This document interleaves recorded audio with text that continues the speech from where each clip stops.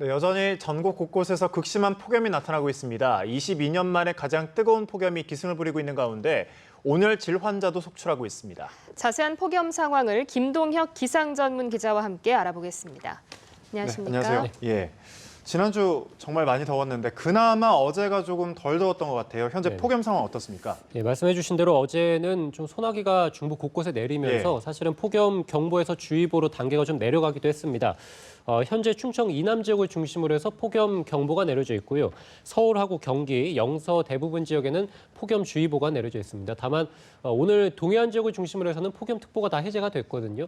이것은 이제 선선한 동풍, 바닷바람이 좀 들어온다는 것인데 동풍이 들어온다는 것은 반대 지역인 서쪽 지역은 여전히 폭염이 또 내려질 가능성이 있다는 것입니다. 그래서 조금 전 11시에도 경기 일부 지역에서 주의보에서 경보로 다시 단계가 올라간 지역들이 있습니다. 이만큼 오늘 오후 그리고 내일도 이 서울과 경기 이런 서쪽 지역을 중심으로 해서는 폭염특보가 다시 한번 상향될 가능성이 있겠고요. 네. 오늘 뭐 서울이 33도가 예상이 되고요. 춘천이 34도, 대전 34도, 대구는 35도까지 오르면서 이 남부지방은 역시 35도 안팎의 상당한 극심한 폭염 그리고 중부지방도 33도를 웃도는 곳이 상당히 많겠습니다. 남부지방에서는 소나기가 좀 예상이 됩니다. 그래서 5에서 한 50mm 정도 예상이 되는데 소나기가 좀 길게 내려주면 모르겠는데 오후 그리고 밤에 짧게 내리는 소나기는 결국에는 공기 중에 이 습기만 좀 가득 차게 하거든요. 이렇게 되면 밤더위가 또 극심해지기 때문에 오늘 또 열대야도 극심하게 나타날 것으로 보입니다. 올여름이 유독 더워서 많은 분들이 고생을 하시는데 실제로 최근 22년 동안 가장 덥다라는 얘기도 나오거든요. 왜 이렇게 더운 건가요? 예, 말씀해 주신 대로 우리가 한반도에서 가장 더웠던 해는 역시 1994년이고요. 이후로 이제 22년 만에 가장 올해 더위가 극심하다 이렇게 좀 많이 알려져 있는데요. 1994년 같은 경우는 한반도의 7월 달부터 상당히 이례적입니다. 그래서 7월 달부터 한반도 남쪽에서 덥고 습한 세력들이 한반도를 완전히 지배를 했습니다. 이렇다 보니까 7월부터 8월 달까지, 8월 달에 대신에 이 태풍이 좀 들어오면서 1994년의 폭염은 한 달 정도 지속이 되다가 8월 한 초반에 좀 꺾이는 모습을 보였거든요. 반면 올해 같은 경우는 한반도 남쪽에서 덥고 습한 세력이 들어왔습니다만 이후에 이제 한반도 중국 쪽, 그러니까 중국 북부 쪽에서 열파가 좀 들어왔습니다. 이 열파라는 것은 중국 북부에서 상당히 가열된 공기덩이가 한반도 상공을 뒤덮고 있는 것을 얘기하거든요. 그러니까 지상에 무덥고 습한 공기가 가득 차 있는데 한반도 위쪽 상공에도 이 뜨거운 건조한 공기들이 가득 차 있다 보니까 한반도가 완전히 열기에 갇혀 있게 되는 것이죠. 이렇다 보니까 22년 만에 가장 극심한 폭염이 좀 나타났다 이렇게 볼 수 있겠고요. 또 하나는 한반도 상공에 건조한 공기가 가득하다는 것은 역시 구름이 만들어지지 않을 가능성이 많다는 것이거든요. 구름이 만들어지지 않는다는 것은 역시 햇볕이 지면으로 곧장 쏟아질 가능성이 있다. 그래서 지면이 뜨겁게 달궈질 가능성이 그 어느 때보다 좀 높았던 해다. 이렇게도 볼 수 있겠습니다. 네, 여러 가지 원인들이 복합적으로 아무래도 이런 더위를 만든 것 같은데 실제로도 이 수치상으로도 여러 가지 기록들이 또 경신이 됐죠. 그렇습니다. 1994년을 우리가 가장 역대 뜨거운 해였다. 이렇게 본다면 1994년의 폭염 기록을 경신한 지역들이 또 있습니다. 그래서 경북 영천에서 39.6도를 기록했는데 역대 관측사상 4위에 해당되는 기록이고요. 경주가 39.4도, 합천도 39.2도, 그래서 낮 최고 기온이 39도를 웃돈 지역들이 있었는데요. 이들 지역들은 1994년에 낮 최고 기온을 넘어섰습니다. 그래서 역대 거의 한 5위 안에 드는 이런 순위를 기록하게 됐고요. 비공식적으로 봤을 때는 경북 경산에서 40도를 넘어선 지역도 있습니다. 그래서 이들 지역은 40.3도를 두 번이나 기록할 정도로 상당히 이 영남 지역을 중심으로 해서 폭염이 상당히 극심하다 이렇게 볼 수 있겠고요. 다만 1994년은 제가 말씀드린 대로 7월 달에 폭염이 상당히 극심했고 8월 초에 태풍이 오면서 한풀 꺾였거든요.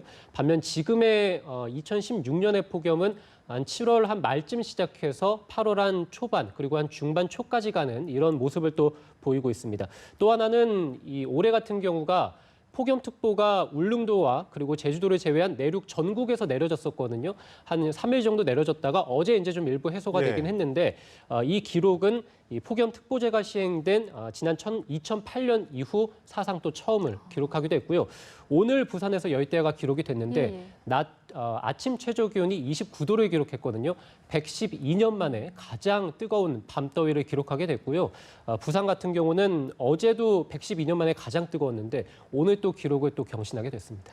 여러모로 기록적인 더위를 지금 나타내고 있는데 가장 궁금한 건 언제쯤 좀 이 더위가 물러갈까라는 거거든요. 언제쯤으로 예상하시나요?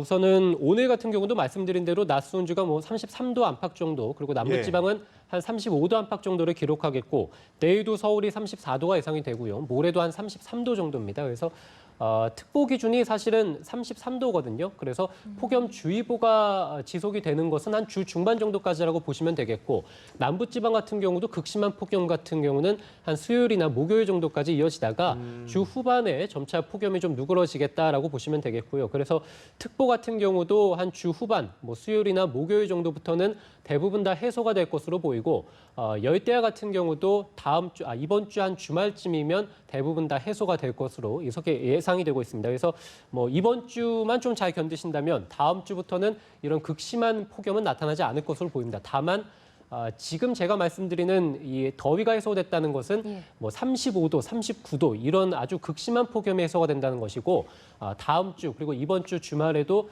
여전히 낮 기온 한 30도 정도 웃돌면서 이 더위는 좀 계속될 것으로 보입니다. 네, 열대야가 없어서 잠만 좀 잘 잤으면 좋겠다라는 사람들이 많은데 네. 그 정도로만 좀 더위가 일단 좀 식혔으면 좋겠군요. 효자 태풍 앞서 이제 94년도에는 태풍이 와서 좀 더위가 빨리 물러갔다라고 하셨는데 네. 그런 효자 태풍 얘기가 나오고 있는데 태풍 소식은 어떤가요, 지금? 예, 저희가 효자 태풍이라고 하는 경우가 보통은 여름철에 태풍이 오게 되면 예. 상당히 큰 피해를 입게 되죠. 하지만 태풍이 이 한반도 쪽으로 근접하지 않으면서, 그래서 우리 한반도가 직접적인 영향을 받지 않으면서도 지금의 폭염이 누그러진다면 우리가 이제 뭐 효자 태풍이다라고 부를 수도 있을 것 같은데요. 지금 7호 태풍 찬투가 발생을 해서 북상 중에 있는데, 이 태풍 찬투가 일본 동쪽으로 가느냐 또는 일본 남쪽으로 오면서 한반도에 근접하느냐, 이 두 가지 경우를 생각해 볼 수 있겠는데, 만약에 태풍이 일본 남쪽으로 온다, 그래서 한반도에 가깝게 근접을 한다면 이 태풍이라는 것은 결국 한반도 남쪽 상당히 먼 열대 지방부터 북상을 하게 되죠. 예. 태풍이 올라오면서 이 상당히 열대 지방의 뜨거운 수증기라든지 공기들을 가지고 올라오게 되거든요. 그러니까 한반도가 일본 남쪽으로 들어온다면 한반도는 다시 한번 폭염이 내려질 가능성이 더안 좋겠네요. 있게 됩니다. 상당히 안 좋은 경우고요. 예. 반면에 두 번째 케이스인데요. 태풍 같은 경우가 일본 동쪽 해상으로 물러나게 된다면 결국에는 이 한반도의 여름철에 이 폭염의 원인 중에 하나가 결국에는 일본 쪽에서 뻗어나온 무더운 공기들인데, 태풍이 올라오면서 일본 쪽에서 확장하고 있는 이런 무더운 세력들을 조금 누그러뜨릴 가능성이 있기 때문에 만약에 태풍이 일본 동쪽으로 올라간다면 한반도의 폭염이 누그러질 가능성이 있게 되거든요.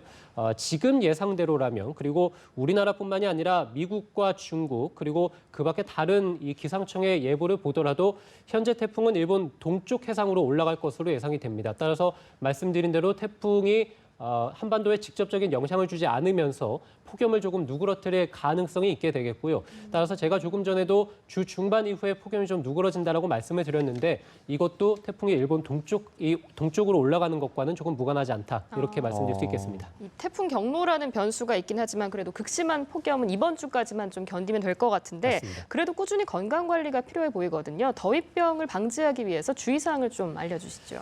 예, 역시 우리가 뭐 폭염에 대비를 하기 위해서는 올해 폭염에 어떤 특징을 보이는지를 알면 될 것 같은데요. 올해 지금 온열질 환자 수가 지난해 전체 환자 수의 1.5배에 달했습니다. 아직 여름이 채 끝나지도 않았죠. 예. 또 하나는 아무래도 응급실에 이제 집계된 온열 질환자 수만 우리가 통계를 내게 되는데, 뭐 일반 병원이라든지 또 당국에 신고하지 않은 환자들도 분명히 있을 것이기 때문에 올해 온열 질환자 수가 어쨌든 역대 최고를 기록하고 있습니다. 또 하나는 야간에 발생하는 온열 질환자 수가 늘고 있다는 것인데요. 4명 중 1명꼴로 이 밤에 온열 질환자가 좀 발생을 하고 있고요. 또 하나는 20%가량은 실내에서 발생을 하고 있습니다.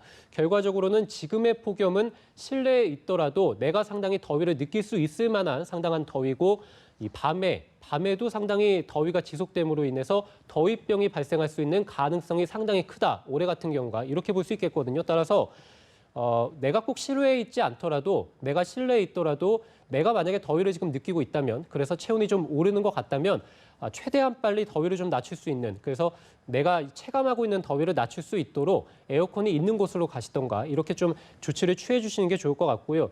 역시 지금의 폭염은 낮에 역시 낮 기온이 39도까지 오르는 상당한 폭염이기 때문에 가급적이면 오후 시간대 외출을 자제해 주시는 게 무엇보다 중요할 것으로 보이고, 또 하나는 요즘 같은 경우가 이제 오존도 상당히 말썽입니다. 오존은 예. 폭염하고 같이 봐야 되는데 요즘 같은 경우는 밤 8시, 9시에도 이 오존주의보가 내려지거든요. 그래서 폭염도 마찬가지입니다만 오존까지 함께 고려했을 때는 한 오전 11시 정도부터 해서 밤 한 8, 9시까지는 가급적이면 실내에서 머무시는 게 무엇보다 중요하겠다. 그래서 이번 주까지만 폭염 잘 견디시고, 그리고 오존도 마찬가지입니다만 이번 주까지만 잘 견디시면 다음 주부터는 그래도 지금보다는 조금은 나은 이런 좀 날씨를 기대해 보실 수 있을 것 같습니다. 네, 더불어서 낮 시간엔 또 외출도 피하셔야겠군요. 네, 날씨 관련된 얘기를 김동혁 기상 전문 기자와 함께 나눠봤습니다. 고맙습니다.